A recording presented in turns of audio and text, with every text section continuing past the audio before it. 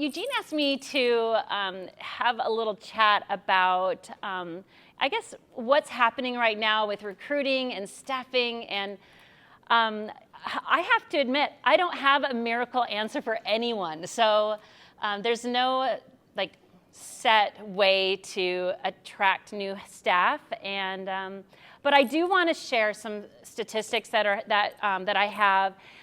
My name is Cassandra Stratton. I should start with that. I'm from Tricoci Salon and Day Spa. I've been in the industry for, we're going on 22 years, and with Tricoci for 20. So actually just hitting 21 soon. So I am the director of aesthetics. Hello, good morning.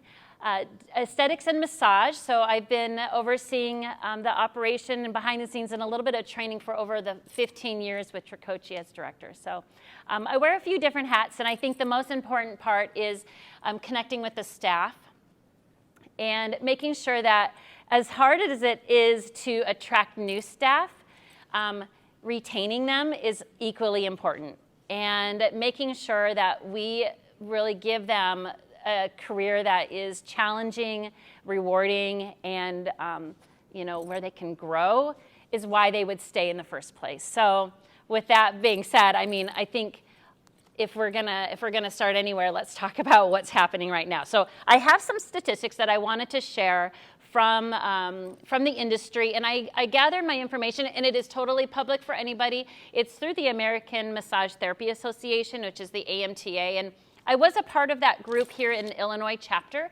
I did step away, just life and work got a little bit too much to add something else to my plate. But I'm still very much involved. I'll be attending the conference that they have in Tampa next month as well, because it's so important to know what's going on in that level with the therapists that are, whether they're independent or working in a spa or in a health club, or if they're just taking a break. So connecting with them on different levels is important as well. So, okay, so I wanted to share a couple things, and I think we have to take into account that 2020 was a very unique year, right? So these numbers don't really reflect real great numbers, and of course that makes sense because half of our spas were closed. Some of them never or not even spas, but massage therapist positions never reopened. Some never came back. So there's a lot of it. There's a little bit of the numbers don't feel really great looking at them, and it just makes sense why. So. Okay, so I want to start with who are those massage therapists. So I think this is an important number, and you have to try to think about what that person is if we're talking about massage. Now, I'm not so much jumping into aesthetics because I think you and all of us know the boom in aesthetics and beauty is endless right now. Schools are busting out of their seams in beauty. So I want to make sure I'm going to hone in a little bit more on massage because that's our number one deficit with our staffing. Would you guys agree with that, or how do you feel about that area? So massage therapists are harder to attract versus our beauty aesthetic department.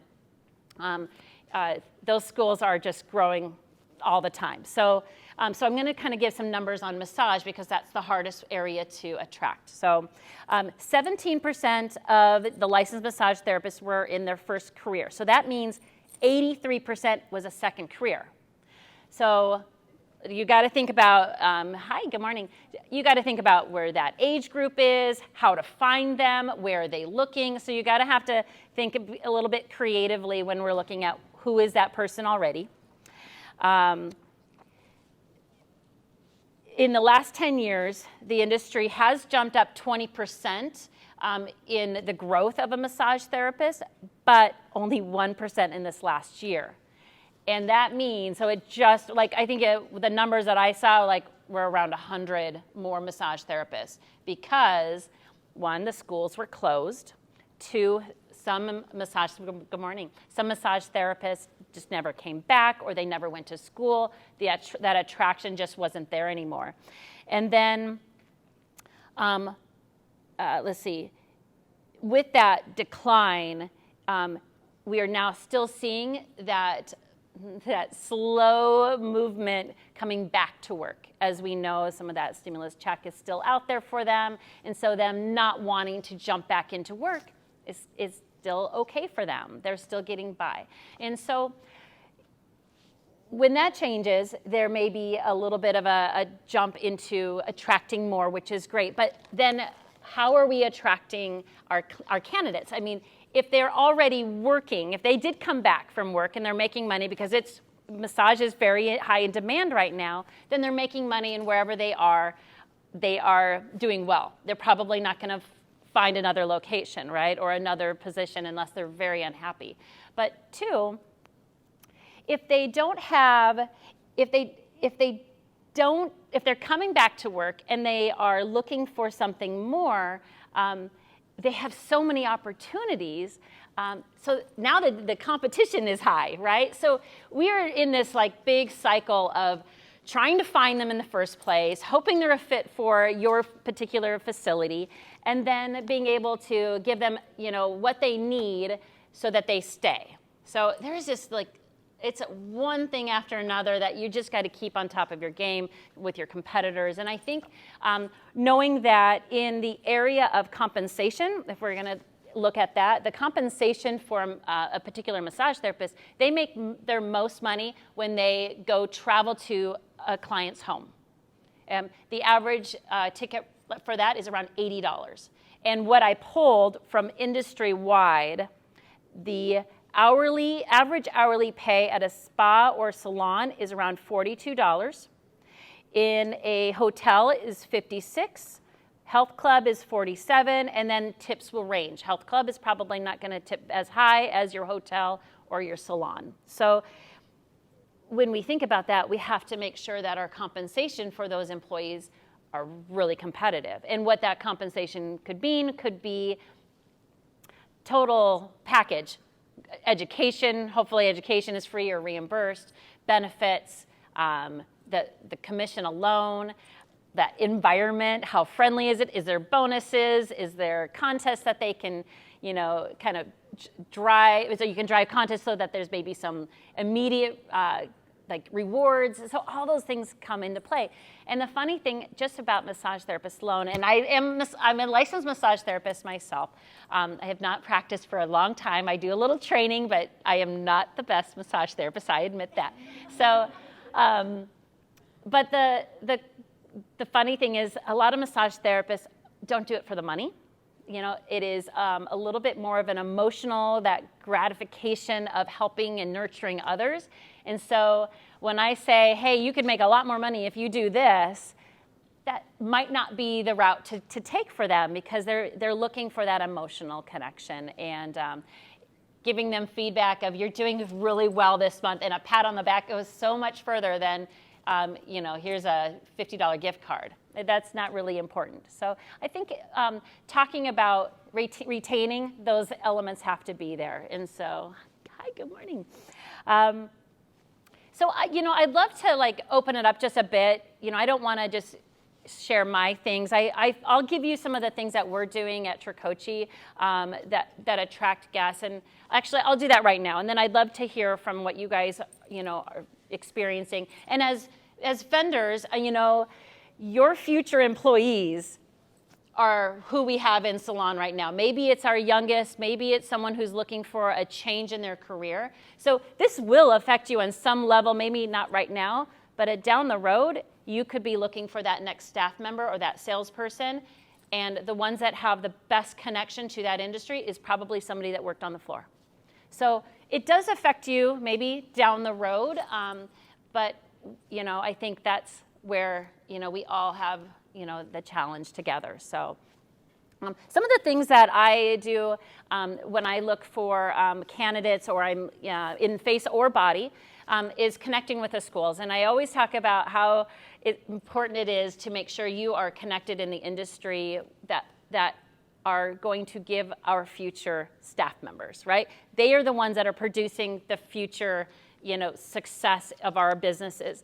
So that means, as vendors, where are you connected? Are you connected to any local schools, whether you're in the area, or do you know some of the campus directors? They need to know what's the latest trends as well, right? So if you've got some technology or a product that's brand new, how is the student going to know about it?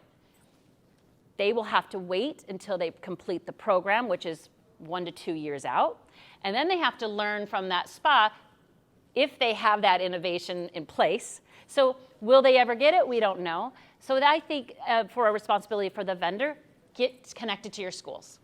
Find your producers that have students, make sure that they have the latest technology, because if they don't know what's going on in the industry, if they don't know what the latest trends are, they're already behind, right? So connect with your local schools, get to know your campus directors, and they typically don't always, they have their rules and regulations of what they can accept for, any product or anything like that. But if you can at least make connections and maybe do, some coffee or lunch and learn, those are important pieces as well. And I think they are striving, and they're hungry for information alone. And if you've got anything new, they would want it. So connect with your schools, because if there's no students, we have no staff in our businesses, as well as in the sales world as well. So I think you guys do an excellent job, and I think the challenge is our, we have a very large creative industry. Our face and body licensed professionals, they are so great on seeking out information if they want and they're looking for something, but they don't push the information out as much as we want them to. There is some amazing ambassadors and some that share what is going on within their practice, but we have to encourage it more often. We need them to share what they're doing day to day, because those followers may not have a path that is like that, and if they are looking for something that is rewarding and they see Lanille post something how amazing her brand is, and they I want to do that as well, then you've got somebody that will join the industry. And I think sharing that information on a regular basis is where we can attract new staff members, or at least get them to school, right? And so encourage any staff members to share, or if you are a vendor, encourage your partners to make sure that they're sharing on social media about your line or your products or something that they're doing on a regular basis. Because I think if they don't share what they're doing and how the reward is happening for them at work, we're not expanding that career opportunity or exposing that career in general. So make sure the staff is sharing some of those highlights that are exciting, and there's a lot of exciting things, so they could be sharing a lot. So make sure that you're taking the current staff, making sure that they are sharing out what they're doing day to day for their day in the life of an esthetician or a day in the life of a massage therapist. They also should be doing Glassdoor reviews. Glassdoor, there's a lot of different of the platforms, but Glassdoor is one that they go to on a regular basis because it talks about income. And a lot of the times, if it's an unhappy employee, they may drop that, this is what I made, because they weren't making much in the first place, and it's probably why they left, right? So making sure that your staff members that are happy, make sure that they do a review on Glassdoor, and kind of give them some thoughts on how to give a nice review, and because you want to share the success that they've had at their career. And it's not just after they've left, they can do it while they're working as well. So encourage staff members or your partners that have team members, encourage them to do some reviews online as well, because it does show that income. And I think someone going into the industry, it's one of the first things that they think of. Is it going to be, am I going to be able to, support my family? Am I going to be able to go on vacation? And if that is averaging, $30 to $40, it may not, as an average hourly, it might not be what they'll look at first. So let's see, some of the other pieces. I talked about total compensation, and I'm a big believer. When I do an interview, the last thing I do is talk about compensation. And the reason being is, one, I don't want them to take my position if they are looking for money only, right? If they say, well, what do you pay?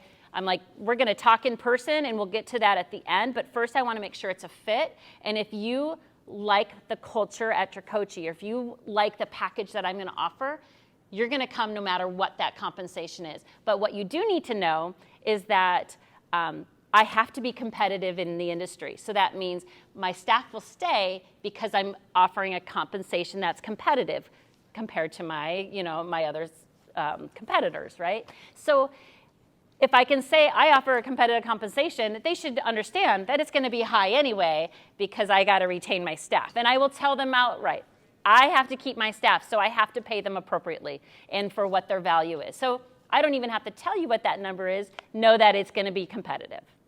Total compensation also includes education, your CE. So if you're a vendor and you're not offering continuing education, I'll help you get that done. Let me know how I can assist you on getting that certification sponsorship so you can offer CEs. That is one of the things that come out of pocket if your employer doesn't either offer them for free or offer a reimbursement. So if you're not offering CEs, get that done because out of pocket can be very costly, especially if they have to go to a show or they have to travel. So make sure that if CEs aren't in your offerings right now, please make sure that happens quickly because that's what they're looking at as well.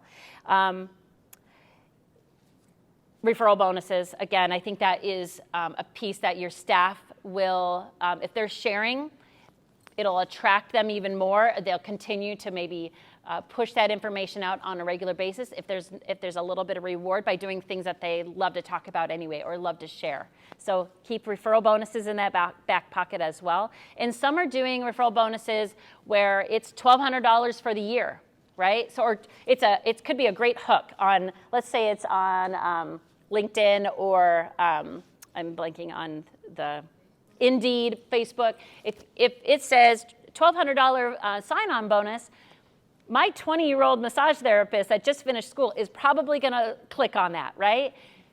What they don't know that it's probably a stipend once a month for $100, but after 12 months, they'll have that $1,200. So it's a nice little, it's a good idea because at the end of the year, you've got a whole employee for a full year.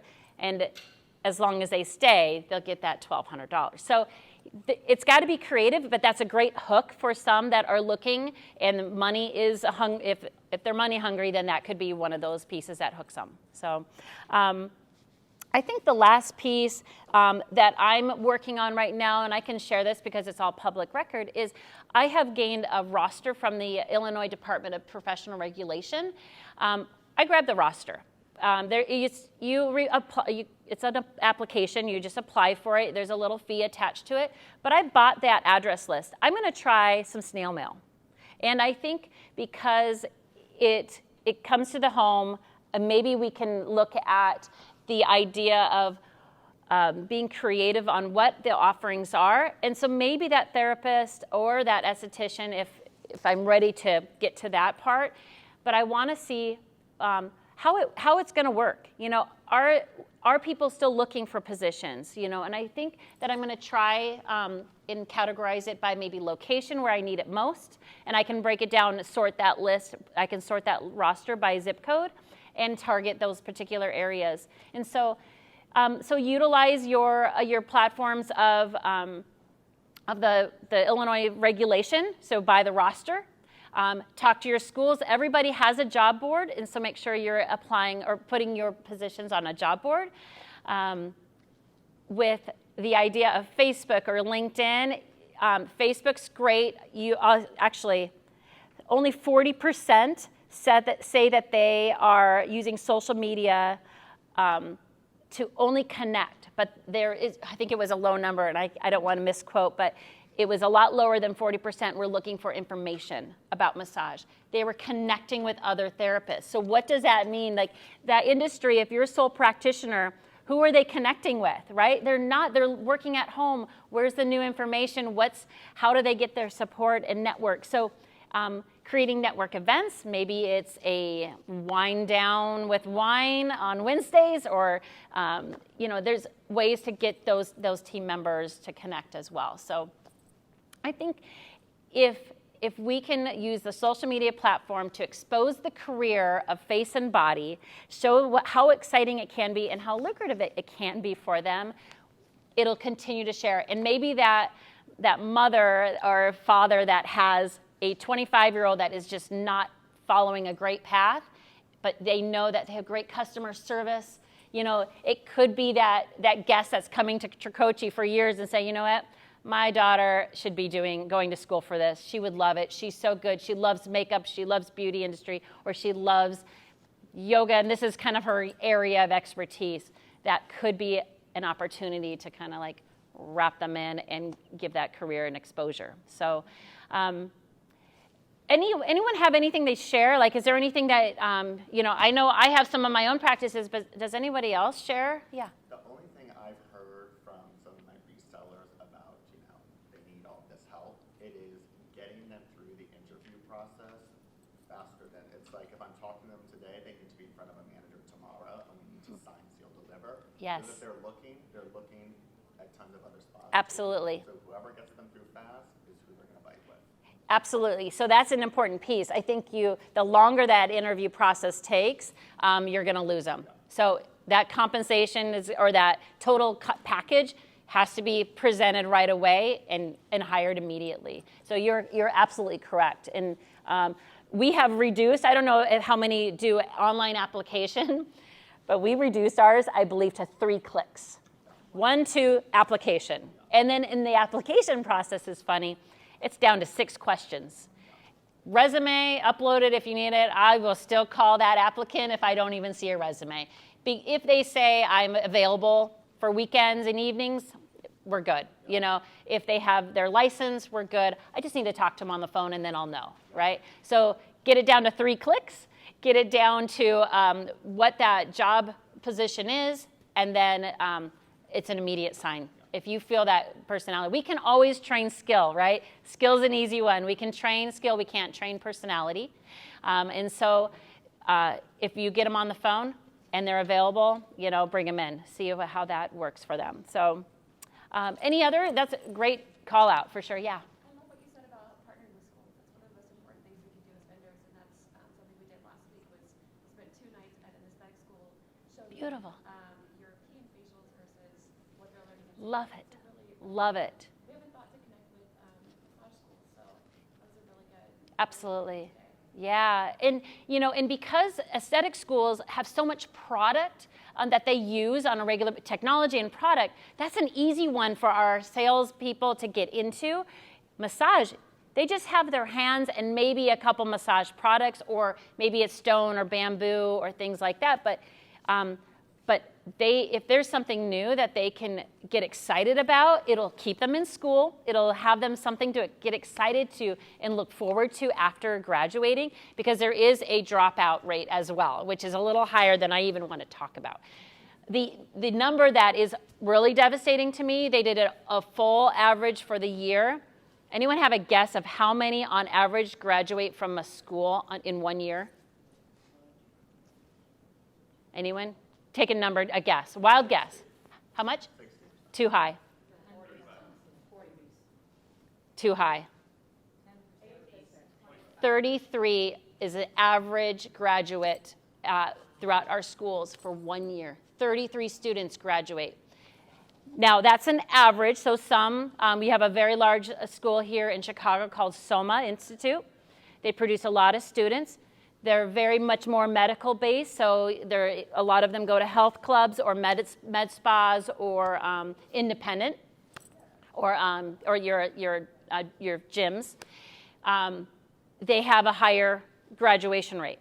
However, not everyone gets through the program. Some drop out. So your spa may have a lower, or your spa type of schools may have a lower graduation rate. The last school that I attended, the class was a class of 5. And I did a demo, and they were hungry for that information, but 5 were going to be graduating, and maybe 1 wanted spa. So maybe my 1 candidate, hopefully, they could fit in what I was offering. So anyone else want to share? I know I'm wrapping up now, but hopefully this was a little helpful of kind of giving you an idea of, we're kind of in a little bit of a crunch right now on finding staff. I think the biggest call out, connect to your schools, because again, no students, no staff, right? So connect with those students, connect with those directors, and hopefully we can expose the opportunities that that careers like Face and Body have for us, and get them into classes so they can graduate and they can be our future employees, as well as, you know, potential, you know, our salespeople in the future as well. So, yeah. Thanks. Thank you.